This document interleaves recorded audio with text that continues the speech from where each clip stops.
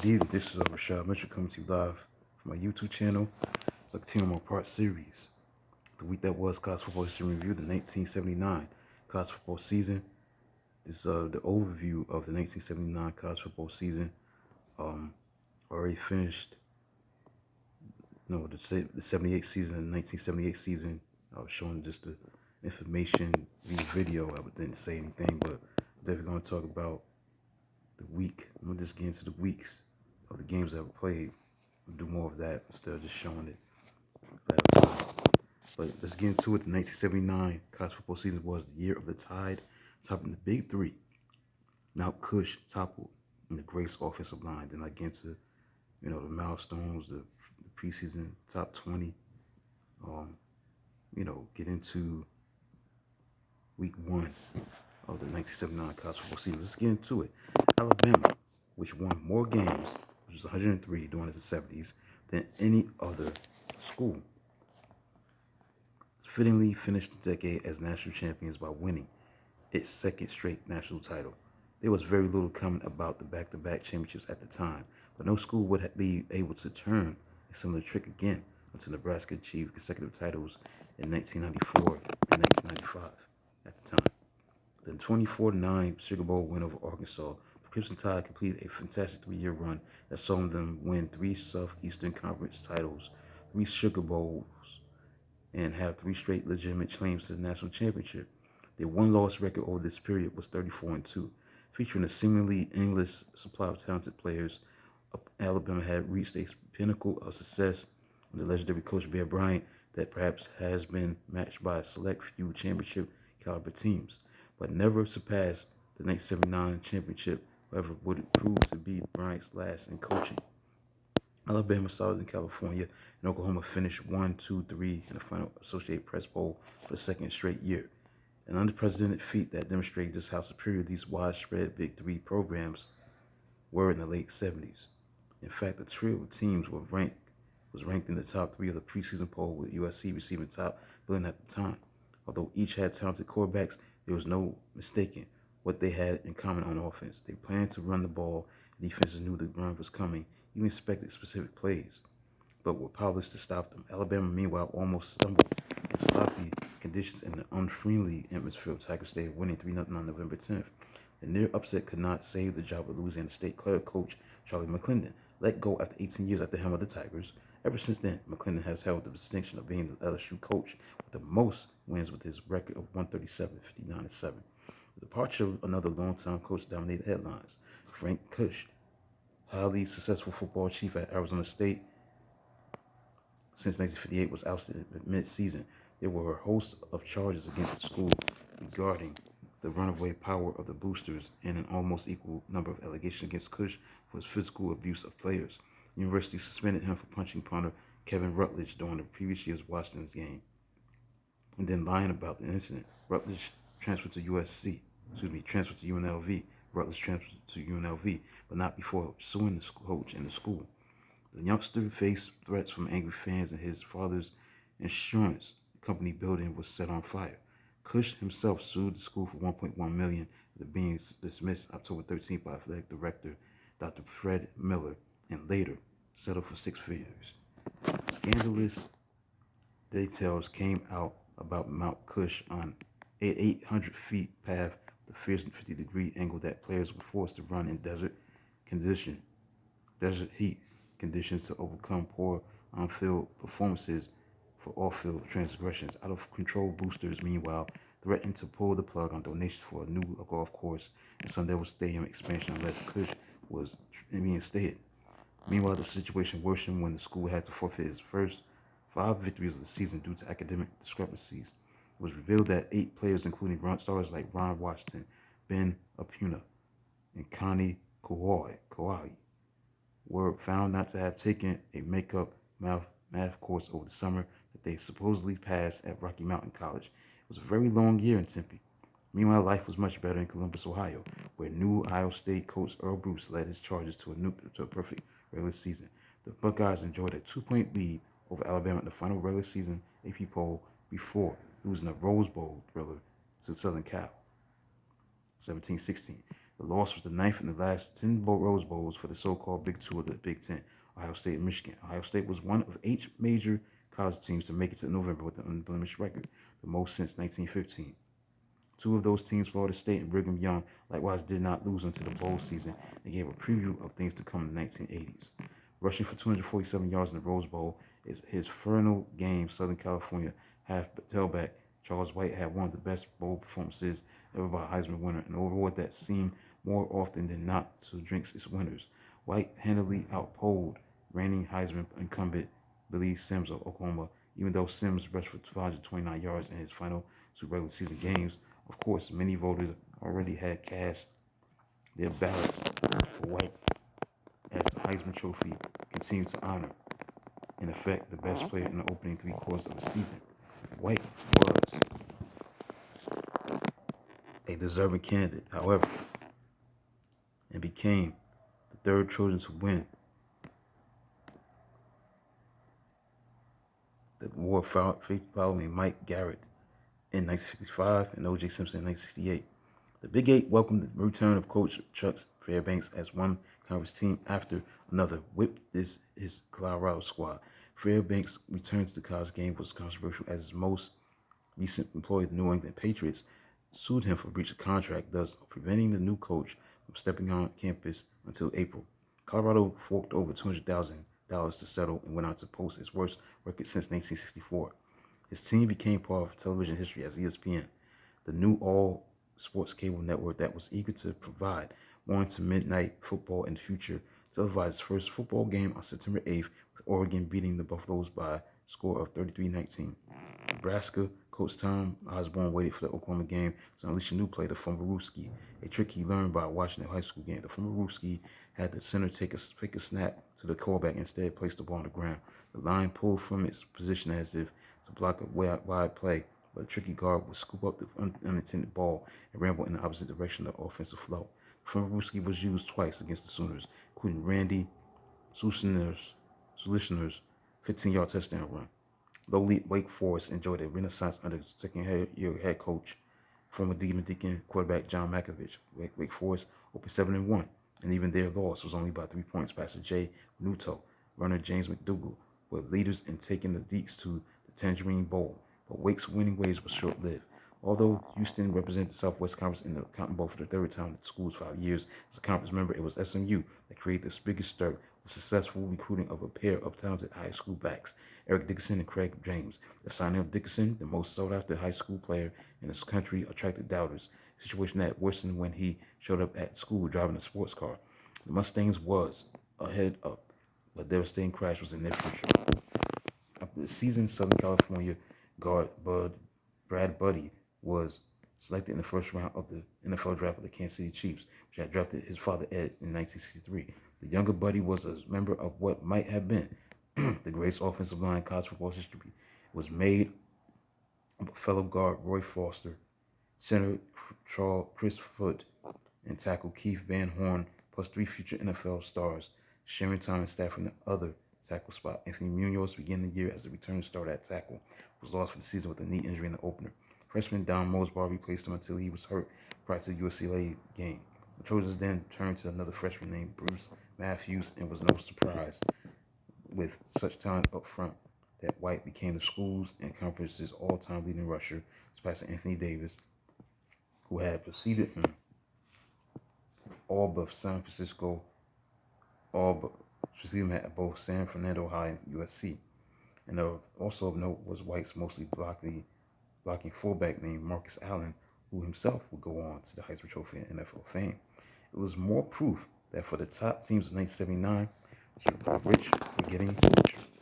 Let's now get into some of the milestones.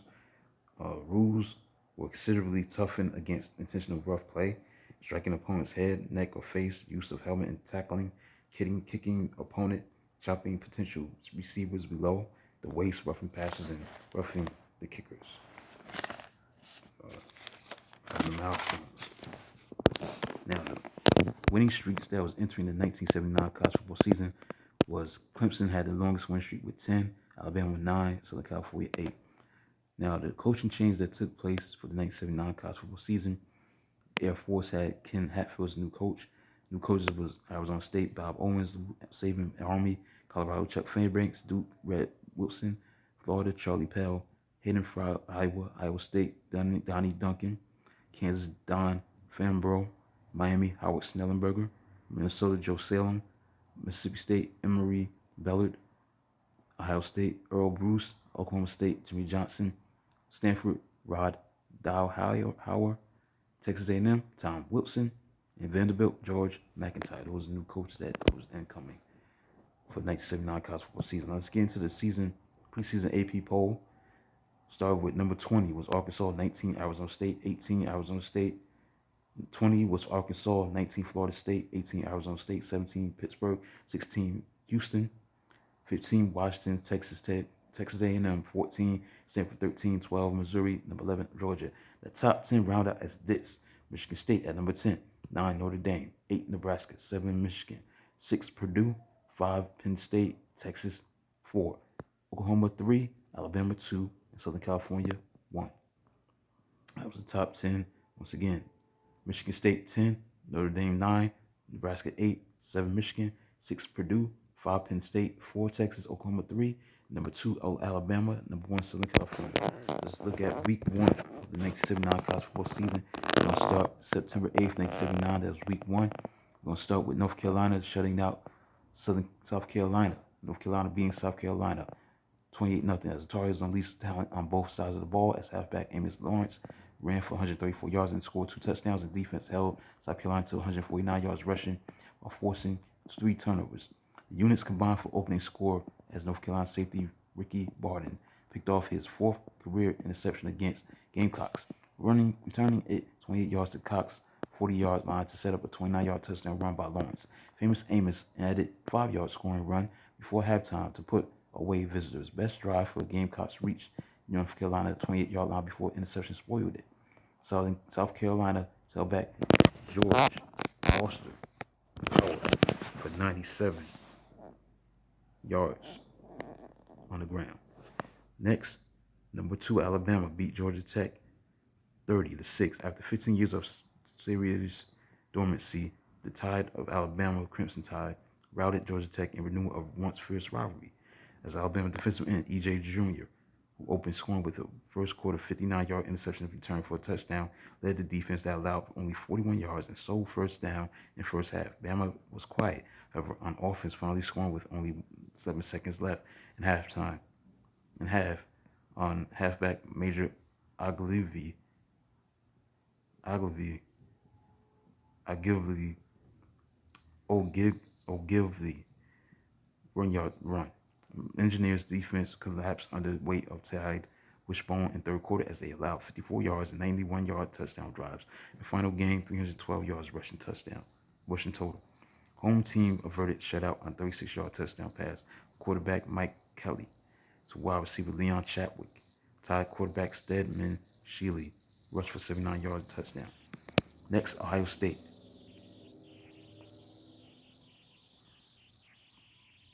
They beat Syracuse 31-6. Columbus had not witnessed debut of new coach since arrival of Woody Hayes in 1951, but Buckeyes made it seem like old hat with easy victory. Coach Earl Bruce's team ground out 383 yards rushing and played superb defense. Quarterback Art Schlichter led way with 172 yards of total offense, marking a new era in Buckeyes football by throwing on first play from scrimmage. Nimble-footed Schlichter led Ohio State with 91 yards rushing, while tailback Calvin Murray added 86 yards.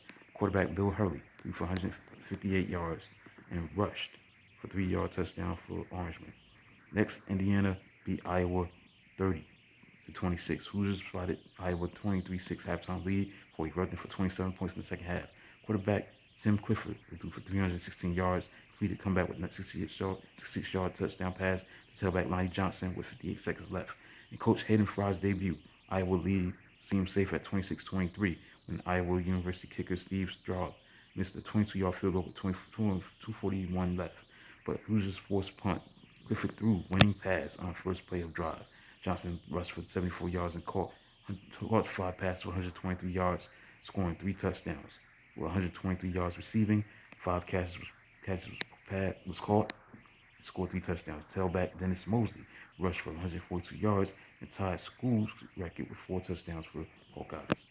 Meanwhile, Southern Methodist beat Rice 35-17 as debuts of tailback Eric Dixon, fullback Craig James for Mustangs went well as expected. Dixon rushed for 123 yards, 3 touchdowns, while James scored a winning touchdown on a 10-yard run in the third quarter. SMU linebacker Byron Hunt then grounded Owers with 23-yard interception touchdown return. Owers, who led 17-7 run, won the rushing battle, 224 to 208, but had 6 turnovers. Mustangs defense kept Rice in check, while offense rallied for game's last 28 points. Rice quarterback Randy Hurdle threw and ran for first half touchdowns. Next, Brigham Young beat Texas A&M, number 14 team in the country, 18-17 in Houston. BYU cornerback Tim Halverson and quarterback Mark Wilson provided late heroics.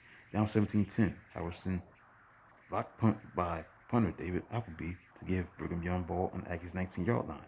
Meanwhile, Wilson threw a 9-yard pass to tight end Mike Lacey and do 7-yard interference penalty hit tight end Clay Brown with 3-yard touchdown pass. He then threw winning point conversion pass to Lacey. Texas A&M raced into field goal range, but kicker David Hardy narrowly missed 3-pointer from 51-yard out. Aggies quarterback Mike Mosley earlier ran in 7-yard touchdown with 14-7 lead in third quarter. Tailback Curtis Dickey ran for 143 yards to become Texas A&M's career rushing leader with 2,998 yards. Southern California, number 1 team in the country, beat Texas Tech 21-7. Could the Trojan Subs finish in the top 20? USC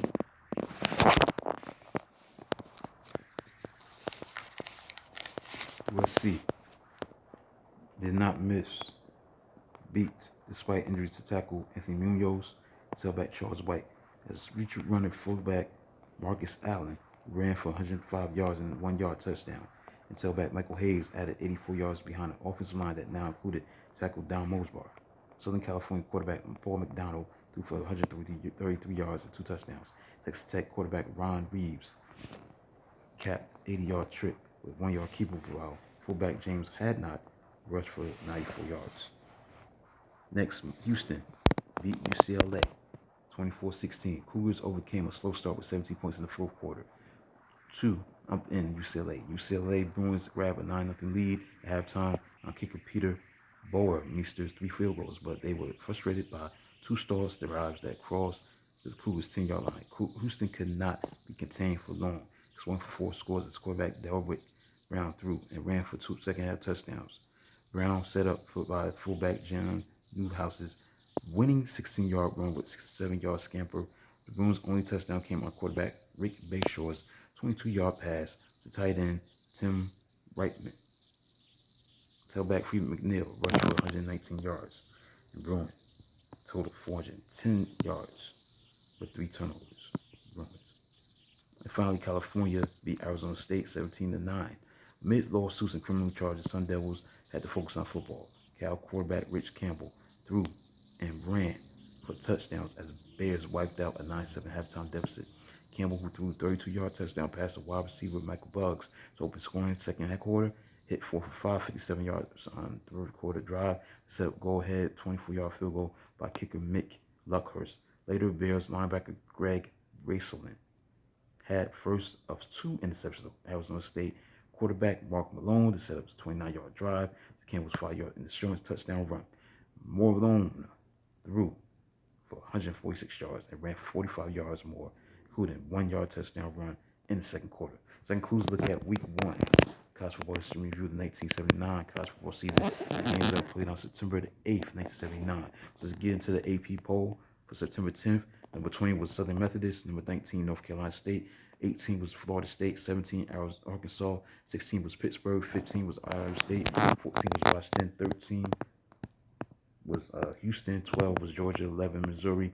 The top 10 round out is this. 10 was Michigan State. 9, Notre Dame. 8, Nebraska. 7, Penn State. 6, Michigan. 5, Purdue. 4, Texas. Number 3, Oklahoma. Number 2, Alabama. Number 1, Southern California. So here's a look at the overview of the college football season for 1979, including the milestones and the preseason poll, as well as I went over the games that I played during Week 1 of the games that I played on September 8th, 1979. Please like, subscribe, and comment on the channel. Do video this mag 2 tomorrow. Until then, talk to you soon.